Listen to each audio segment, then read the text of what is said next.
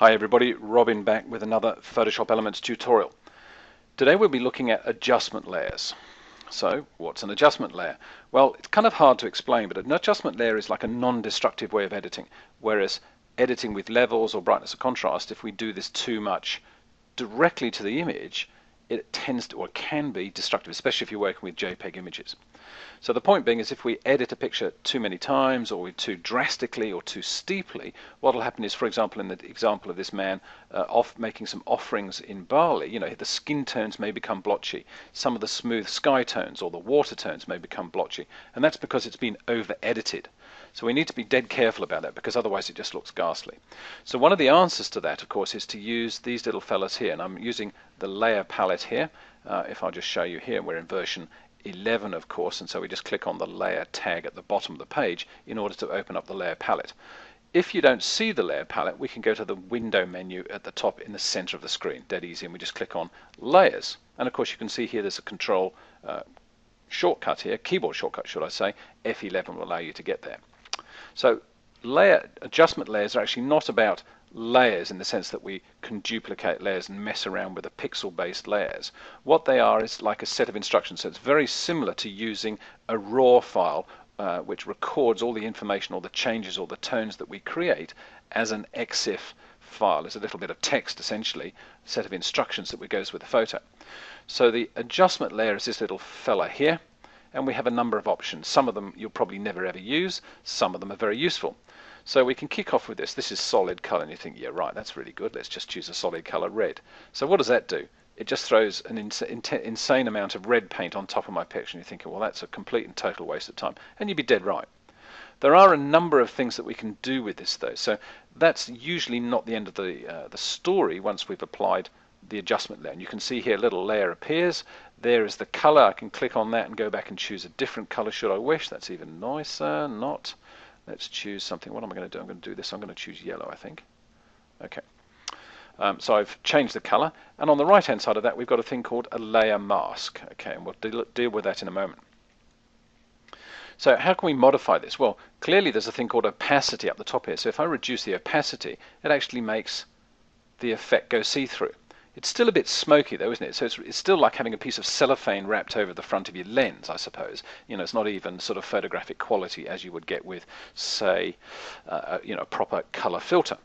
So what can we do then? Well, we can change the blend modes. And the blend modes work really, really well. For example, soft light. And there you go. And you think, oh, what's happened here? If I turn that off by clicking the layer visibility, you can see I've given a really nice sort of almost antique feel to the picture by slapping in yellow at a low opacity and changing the blend mode. Let's try hard light. Yuck, not very nice. So soft lights, I think the go there, folks. Overlay, that's a bit more graphic, a bit more sort of antique as well. So quite a nice effect. Okay, what else do we have? And do bear in mind that when we do this, let's choose gradient. You think, oh, guy, looks like he's wading in I don't know what. I'm going to change the gradient because this is actually a very good gradient, black to transparent, or should I say dark to transparent, for shots where you've got a sky that's a bit wimpy, a bit weedy, so you can just darken the sky down and not the landmass. But if I click in the gradient window, I can get other choices of gradients. So I'm just going to go and choose something just a bit colorful. I don't know. Everything's a bit colorful, isn't it? But nothing looks... Okay, I'm going to click on that one. I'm going to say OK and OK. So there we go. That's a huge improvement, isn't it? Not.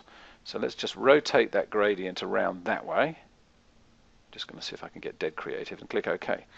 And again, you can see I can probably lower the opacity of that a little bit, combine it with Mr. Soft Light, okay, bring the opacity down even more, and you get the idea that you can create some quite interesting effects simply by rolling the gradient onto its side or at an angle, lowering the opacity, and then combining it with a blend mode change as well. So it's a nice little feature. And again, don't use that terribly much. Pattern I use 0 times. In fact, I've never even seen the pattern one. That's putting a pattern on top of the picture. Ugh, don't like that at all. Sorry. Levels, of course, we use. And levels is cool. So I can do exactly as you would with regular levels, except it's just a set of instructions sitting next to the picture. So that I can do this levels 100,000 times and I don't damage the picture. Try that with a JPEG, and after about 100 times you begin to see a lot of problems. So JPEGs, in my opinion, are, relatively bulletproof, but there is actually a limit to the amount of editing you can give them. So levels, we've found one that works. Aha, let's try this. Brightness and contrast, exactly the same as you'd expect it to work. Brightness and contrast and levels almost identical. Hue and saturation, again, a really handy little feature, and I'm going to enhance the yellows to try and get these little offerings looking a bit brighter. Yeah, just a bit. And in fact, no, I'm going to go the whole hog. Let's just go, everything goes a little bit brighter. Wow, that's gone a little bit too much. I might just reset that, Robin. Get a grip on reality. There we go. So I've cranked up the brightness of that, and that looks pretty cool. All right, close that down. Now, the nice thing about adjustment layers, of course, is, again, I've just written a set of instructions saying when you display the picture, crank up the brightness, crank up the contrast, and crank up the saturation. If I want to go back and adjust that, I just double-click the symbol, and the tool comes back into the window. So, really easy to do. What else have we got? We've got gradient map. That's for conversion to black and white, mapping them against a specific gradient. We've got photo filter for some of us who do remember the days of warming and cooling filters. That's really nice for tinting, as you can see here. Let's just get rid of this particular layer here. We'll get rid of that, thank you. And we'll get rid of this little fella here. We might even just delete it. Let's treat ourselves to a deletion. There we go. Now, we also have a couple of other ones like posterization and stuff like that. I don't particularly like those. Anyway, you can experiment with that all on your own. Let's just delete this. What I really want to show you is this little white triangle, little white rectangle to the right of that. Let's say I kind of like the effect here, but bear in mind that adjustment layers, like any other tone changing tool in Photoshop Elements, are global. Pretty much they're global, unless we use the brushy type tools on the left hand side. So the stuff under the enhance menu, all this stuff is pretty much global. When I make an adjustment, everything else in the picture changes. So here I've increased the saturation, everything gets more saturated. Let's say I find his plastic bag and skin tones a little bit on the bright side. So I could make a mask, I could draw a selection, I could get a little bit tricky with all sorts of things. But what I'm actually going to do is use the mask that's already supplied, and that's this little white rectangle to the right of the specific tool effect. So with the white rectangle highlight, as you can see here, clicking on it highlights the rectangle, as opposed to working with this tool here. And in fact, no, it doesn't actually turn off at all. In layer masking proper, when we use a proper layer mask, which is one of these little fellas here, you can actually turn it on and off, but it doesn't work obviously in this one. There you go. What we're going to do now is choose the brush tool, and here's a little paintbrush tool, making sure we have the paintbrush, not the impressionist or the color replacement brush, and making sure that our color picker is set to foreground and background correct colors. Okay, in this case, you wonder why, gee, it's coming out in black and white. That's because we're working with a black and white mask as opposed to a color photo. If I go back to the color photo, of course, I can set any old color I want in the color photo. Now, interesting keyboard shortcut, D for default color picker. Okay, you've just learned something new. So back to my hue saturation and back to my brush tool, and I'm going to close it up. Now, what I'm going to do is this. I'm just going to randomly paint in the picture and see what happens. Okay, not a lot's happening because I haven't pressed D on the keyboard. Let's press D for default, and let's paint in this man's face. Here we go. Absolutely nothing's happening. And that is because I've chosen white, and I'm painting white into the white rectangle. It's kind of weird because I'm actually painting into the photo. But because that mask is active, I'm actually painting white on white, so I see nothing. So here's keyboard tip number 2, or trick number 2, X on the keyboard. Have a look at the color picker.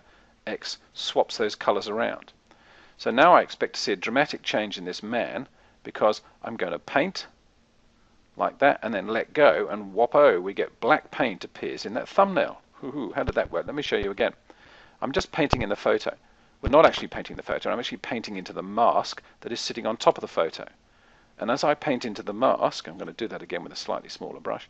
As I paint in with the mask, it takes away or masks out the saturation increase or boost that we've given globally. So it's a little bit like locally reducing the global, I can't talk and paint at the same time, the global saturation increase. There we go.